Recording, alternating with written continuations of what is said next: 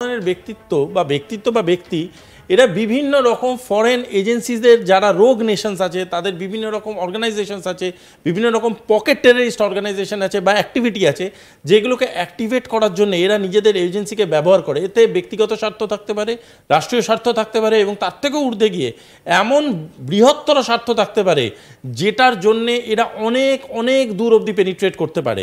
এবং সেটারই একটা উদাহরণ হচ্ছে এই ধরনের লোকের এই ধরনের মিটিংয়ের সাথে যুক্ত থাকা। বেশ, তারপরে কে রয়েছেন, পরের নামটা কে, তাকে দেখাবো। এতক্ষণ আমরা বলছিলাম ইব্রাহিম কালিনের কথা, তুরস্কের গোয়েন্দা প্রধান। এরপরে কে? আতাউল হক, আইসিস জঙ্গি। এর সম্পর্কে জানবো। আমি নামটা দেখাতে বলবো প্রোডাকশন টিমকে। আমি সুভাষিসের কাছে যাবো। ইনি কে? হ্যাঁ, এই লোকটি হচ্ছে বেসিক্যালি একটা কার্ডিফ বেসড আইটি কোম্পানি চালাতো, তারপরে সেটা সিকিউরিটি অ্যাপ্লায়েন্সেস তৈরি করতে শুরু করলো। এর ভাই হচ্ছে সুজন সাইফুল হচ্ছে এমন একটা লোক যাকে ড্রোন অ্যাটাকে মারা হয়, আমেরিকান এজেন্সিসরা মারে। তারপরে এই লোকটি ফেরার ছিল। তারপরে 2015 সালের পরে 2017 সালে মাদ্রিদে অ্যারেস্ট হয়। আর অ্যালিগেশনস ছিল he was the funder of ISIS, which is true. He was also the funder of ISIS and ও নিজেরও একটা প্যারালাল অর্গানাইজেশন চালাতো যার মাধ্যমে ও আইসিসকে ফান্ড করতো এবং বিভিন্ন রকম পলিটিক্যাল ইন্টারভেনশনের মাধ্যমে বিভিন্ন গভর্নমেন্টের মধ্যে কনফ্লিক্টস অ্যান্ড কনস্পিরেসি তৈরি করতো। এই লোকটি ভীষণ শিক্ষিত, এই লোকটির নিজস্ব শিক্ষিত বেস আছে। এবং এরা কি করে, যখন মাদ্রিদে অ্যারেস্ট হয়ে যায়, এই লোকটি কিন্তু 7 তারিখে রিলিজ হয় মাদ্রিদ থেকে। কিছুক্ষণ আগে আপনাদেরকে বলেছিলাম যে আজ থেকে 7 দিন আগে জেল থেকে কে ছাড়া পেয়েছেন। এই হচ্ছে সেই ব্যক্তি যে ছাড়া পায় এবং ছাড়া পাওয়ার পরেই এই কনস্পিরেসি থিওরির একটা ফাইনাল স্টেজে এসে পৌঁছয়। আমি বিশ্বাস করছি না যে কনস্পিরেসি থিওরিটা ওই মুহূর্তেই শুরু হয়। আমার বিশ্বাস এই কনস্পিরেসি থিওরি অনেক দিন আগে থেকেই প্ল্যানিং স্টেজে ছিল। যেই প্ল্যানিং স্টেজটা এটা ছিল যে ভারতবর্ষের বিভিন্ন জায়গাকে হিট করা হবে যদি ভারতবর্ষের গভর্নমেন্ট ওয়াকফ প্ল্যানটাকে সাকসেসফুলি এক্সিকিউট করতে পারে। সঙ্গে সঙ্গে কি করলো, এ যখন 7 তারিখে রিলিজ হয়েছে, 8 থেকে 11 মাদ্রিদে কন্টিনিউয়াস মিটিং হয়েছে। যাদের নাম তুমি আগে বললে তারা প্রতিজন সেই মিটিংয়ে প্রেজেন্ট ছিল। এবং আরো একটা নাম রয়েছে, আমি সেটা একবারে দেখিয়ে দিই, তাহলে আলোচনাটা করতে সুবিধে হবে। আর কে ছিলেন 5 নম্বর ব্যক্তি? প্রোডাকশন টিমকে বলবো গ্রাফিক্স প্লেটটা আরো একবার দেখানোর জন্য, যে 5 নম্বর ব্যক্তি আমরা প্রথম থেকে দেখাচ্ছিলাম। বাংলাদেশের 2 জন, তুরস্কের গোয়েন্দা প্রধান ইব্রাহিম কালিন, এবং তারপরে কে ছিলেন? আতাউল হক, আইসিস জঙ্গি। এই হচ্ছেন 5 জন এবং তার সঙ্গে আরো কয়েকজন অফিসার। তারা গিয়েছিলেন সম্ভবত স্পেনে। কখন না, যখন বিমস্টেকের মিটিংটা হচ্ছিল ব্যাংককে, সেই সময়টা। আজ থেকে 4 মাস আগে। একটু পিছিয়ে যাব এবার। কি ঘটেছিল শুরু থেকে বলবো, সুভাষিসের কাছ থেকে জানবো। দেখো, প্রথমেই যেই জিনিসটা হয়, যে কোনো টেররিস্ট অপারেশন হয় বা যে কোনো টেররিস্ট প্ল্যানিং হয়, তার প্রথম জিনিসটা হয় প্ল্যানটাকে স্থাপন করা, প্ল্যানটাকে এস্টাবলিশ করা। এই প্ল্যানিং কিন্তু স্টার্ট হয়েছিল টার্কি, সিরিয়া থেকে। এই প্ল্যানটা তারপরে এক্সিকিউটেড করতে করতে করতে করতে আসে মাদ্রিদে। এবং সেকেন্ড লেভেলটা বোঝার চেষ্টা করো, সেই প্ল্যানিংয়ের পরে ফান্ডিং এজেন্সিসদের তার সাথে ম্যাপ করানো শুরু হয়। এই ফান্ডিং এজেন্সিসগুলোকে ম্যাপ করানোর দায়িত্ব কিন্তু এই আতাউল হকের। এবং এই আতাউল হকের পাস্ট যদি হিস্ট্রি দেখো, এই আতাউল হক এর আগেও এই ফান্ডিং কানেকশনসগুলো করিয়েছে। ধরতে পারো যখন একটা প্ল্যানিংয়ের সাথে ফান্ডটা অ্যাড হয়, তার মানে প্ল্যানটা কনফার্মেশন স্টেজে পৌঁছচ্ছে। যদি না প্ল্যানটাকে এক্সিকিউট করার মুখে আসে, তার আগে পর্যন্ত ফান্ড কিন্তু অ্যালাইন হয় না।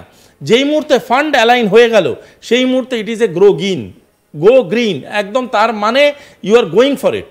এবং সেইভাবেই প্ল্যানিংটা করতে করতে আস্তে আস্তে যেই মুহূর্তে ভারত সরকার ওয়াকফটাকে একটা প্লেস করলো এবং সাকসেসফুলি সেটা পাস হলো, সঙ্গে সঙ্গে এইটাকে একটা অজুহাত সৃষ্টি করে বিভিন্ন মাইনরিটি পেনিট্রেশনের এদের প্ল্যানটাকে এরা সাকসেসফুলি এক্সিকিউট করার জায়গায় চলে গেল। এই 8 থেকে 11 তারিখ যে মিটিংটা হয়েছে, এই মিটিংয়ে যারা যারা প্রেজেন্ট ছিল, এই প্রতিটা মানুষ is directly or indirectly involved with this entire plan. এবং সেই প্ল্যানটার জন্যেই আজকের ডেটে দাঁড়িয়ে তুমি দেখো একটা প্যাটার্ন লক্ষ্য করে দেখতে পারবে। এই প্যাটার্নটা কি? প্যাটার্নটা হচ্ছে প্রথমে কমিউনিটি পেনিট্রেশন, তারপরে একটা পার্টিকুলার কমিউনিটিকে বোঝানো যে তারা সেই দেশে স্যাটিসফাইড নয়, তারপরে কিছু এক্সটার্নাল বডিকে যারা ওখানে অলরেডি পেনিট্রেটেড আছে, যারা ওখানে অলরেডি আছে, যখন ভিসা প্রসেসগুলো অতটা আমাদের স্ট্রিনজেন্ট ছিল না ইন্ডিয়া বাংলাদেশের, যেটা আজকের ডেটে আছে, সেই সময় তাদেরকে যেই মুহূর্তে অ্যালাইনমেন্টে আনা হচ্ছে, সেই অ্যালাইনমেন্টে আসার পরেই জিনিসটা যেটা ঘটাতে এরা শুরু করলো, এদেরকে ইউজ করে এরা কমিউনিটির মধ্যে বিভিন্ন রকম কনফ্লিক্ট সিনারিও তৈরি করতে শুরু করলো। যত কনফ্লিক্ট সিনারিও তৈরি করতে শুরু করলো তত অ্যাগ্রিগেট করলো জিনিসটা। এবং আজকের ডেটে দাঁড়িয়ে স্টেট গভর্নমেন্ট বলো, সেন্ট্রাল গভর্নমেন্ট বলো, সবাই একটা স্টেটাস অফ কনফিউশনের মধ্যে আছে যে অ্যাকচুয়ালি ঘটনাটা কি হচ্ছে। কিন্তু এই ঘটনাটার যদি প্যাটার্নটা দেখো, প্যাটার্নটা is very very simple and very very familiar. এখানে দেখা গেল আজকে মুখ্যমন্ত্রীও বলেছেন যে পাথর ছোড়া হয়েছে। এক্স্যাক্টলি। এই যে পাথর ছোড়াটা আমরা কাশ্মীরে দেখেছি, কাশ্মীরে বুরহান ওয়ানির যখন মৃত্যু হয় সেই সময় দেখা যাচ্ছিল যে লোকাল ছেলেরা তারা পুলিশ দেখলে পাথর ছুঁড়ছে। এখানেও মুর্শিদাবাদে সেই একটা ছক দেখা গেল। এবং আরেকটা প্যাটার্ন দেখো, সিভিলিয়ানদের উপরে প্রথমে অ্যাটাক করা, সেই সিভিলিয়ানদের প্রপার্টিকে প্রথমে অ্যাটাক করা, যাতে করে একটা সিভিলিয়ানদের মধ্যে একটা প্যানিক তৈরি হয়, এমন একটা ভয়ের সৃষ্টি হয়, একটা সঞ্চালন হয়, যাতে করে মানুষ প্রথমেই ব্যাকফুটে চলে যায় যে আমরা ভয় ভীত, ভয় সন্তুষ্ট। কারণ কি? কারণ ওদের এই প্ল্যানিংটার মধ্যে প্রথমেই বুঝিয়ে দেওয়া যে আমি গভর্নমেন্টকে মানছি না, আমি গভর্নমেন্ট মেশিনারিজকে মানছি না, অ্যান্ড এটা বুঝিয়ে দেওয়া যে এটা absolute is a case of government machinery failure. এবং এইটাকে বোঝানোর জন্যে তারা প্রথমে সিভিলিয়ানদের অ্যাটাক করবে, সিভিলিয়ান প্রপার্টিজদের অ্যাটাক করবে, এবং সেইটা করে যে বার্তাটা তারা দেবে শুধুমাত্র সিভিলিয়ানদের দেবে না, সেই বার্তাটা দেবে গভর্নমেন্টকেও। আর এই যে পাথর ছোড়ার বলছে, এই পাথর ছোড়া কিন্তু একবারে হয় না, এই পাথর বহুদিন ধরে মজুত করে রাখা হয়। এই পাথর কিন্তু মার্কেট থেকে এরা এনে এনে মজুত করে। এই মজুত করার জন্য যে ছোট ছোট ইউনিট আছে তারা অ্যাক্টিভেটেড স্টেজে থাকে, তারা পাথরগুলোকে নিয়ে এসে একটা কিছুদিন আগে আমরা আলোচনা করছিলাম এই যে হ্যাম রেডিওর মাধ্যমে কিছু সিগন্যাল ধরা পড়েছে, আপনার সাথে এটা আলোচনা করছিলাম যে কিছু সিগন্যাল আসছে এবং আরবি, এবং এটা অনেক জায়গা থেকে উঠে এসেছিল। তাহলে কি স্লিপার সেলকে তারা তখন এই জাগিয়ে তোলার কাজটা করেছে? দেখো, এটা ওয়ান ডাইমেনশনাল অ্যাক্টিভিটি নয় যে একদিক একমুখীকরণ, সেরকম নয়, নানান দিক থেকে এই অ্যাটাকটা সৃষ্টি করা হয়। তার মধ্যে কিছু টেলিকম আছে, কিছু ওয়্যারলেস নেটওয়ার্কস আছে, কিছু এক্সচেঞ্জ আছে, কিছু ট্রানজ্যাকশনস আছে, কিছু যারা স্লিপার সেল হিসাবে দেশের ভিতরে অলরেডি এক্সিস্ট করে। দেখো, আজকের ডেটে এটা অস্বীকার করার কিছু নেই যে ভারতবর্ষের ভিতরে অন্য দেশে স্লিপার সেলস আছে, এবং যারা এখানে অ্যাক্টিভেটেড স্টেজে আছে, এবং সেই তাদেরকে ব্যবহার করে বিভিন্ন রকম ইকুইপমেন্টসের ট্রানজ্যাকশন হয়, বিভিন্ন রকম সিচুয়েশনাল ট্রানজ্যাকশন হয়, বিভিন্ন রকম মানুষকে পৃথিবীর বিভিন্ন কোণে, যেমন 7 তারিখের ঘটনা তুমি বললে, আতাউলের ঘটনা, এরকম বহু জায়গা থেকে তাদেরকে রিলিজ করানো হয় এবং করিয়ে তাদেরকে এতটাই অ্যাক্টিভেটেড স্টেজে রাখা হয় যাতে করে যখন অপারেশনটা স্টার্ট হবে তাতে কোনো রকম কোনো খামতি থাকবে না। Let me tell you something, সেটা হলো টেরারিজম মডার্ন ডেতে ইজ এ ইন্ডাস্ট্রি। এতটাই ভয়ঙ্কর একটা ইন্ডাস্ট্রি, যে ইন্ডাস্ট্রির প্ল্যানিং সাংঘাতিক রকম হয়। সেই প্ল্যানিংটা এক্সিকিউট করার আগে তাদের ব্লু প্রিন্ট তৈরি হয়, এবং এই ব্লু প্রিন্টটা যেটা আজকে আমরা মুর্শিদাবাদে দেখছি, এই ব্লু প্রিন্টের প্যাটার্ন দেখলে আমরা বলতে পারি এই ব্লু প্রিন্ট কিন্তু ভারতবর্ষে তৈরি হয়নি।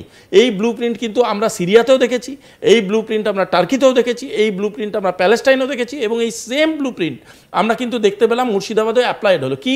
প্রথমে গভর্নমেন্টের উপরে অ্যাটাক করে না, প্রথমে অ্যাটাক করে সিভিলিয়ানদের উপরে, তারপরে অ্যাটাক করে প্রপার্টিদের উপরে। যেই গভর্নমেন্ট একটা রিয়াকশন দেবে, সঙ্গে সঙ্গে গভর্নমেন্টকে এমনভাবে অ্যাটাক করবে as if civilian is in danger.